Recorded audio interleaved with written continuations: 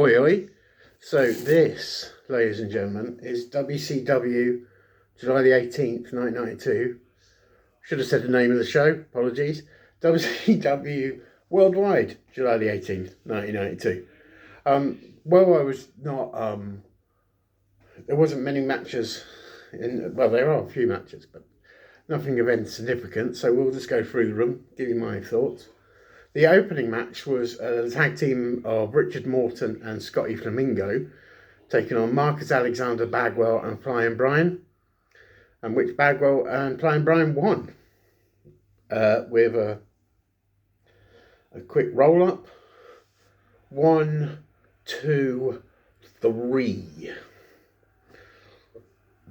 So we're then for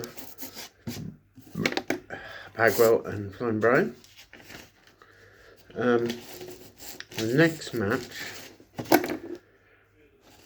was the WCW United States Heavyweight Champion Ravishing Rick Rude, and he took on Larry Corey, and Rick Rude won here quite comfortably when he hit the Rude Awakening.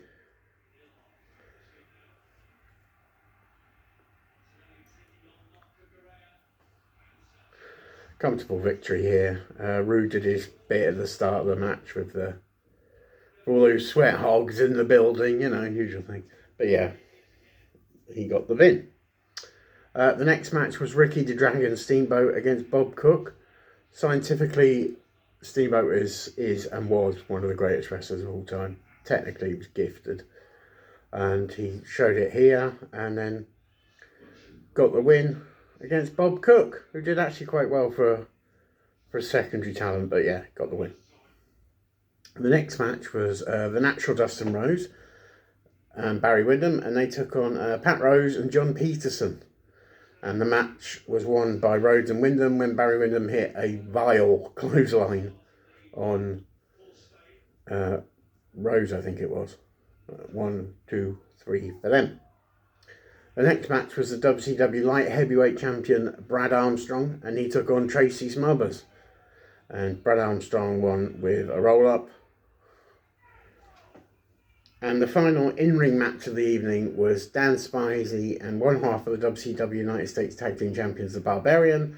And they took on Larry Santo and Scott Allen. And Dan Spivey and the Barbarian won when Dan Spivey hit a vile powerbomb to get the victory.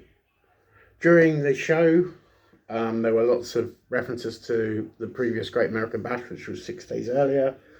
And at the end of the show, they showed how Dr. Death, Steve Williams and Terry Gordy won the NWA World Tag Team Championship Tournament, in so becoming double tag champs. And they also showed Big Van Vader versus Sting, and seeing Big Van Vader become WCW World Heavyweight Champion. Not the greatest review ever in the history of the world, but you know, it wasn't a great show. It was all right.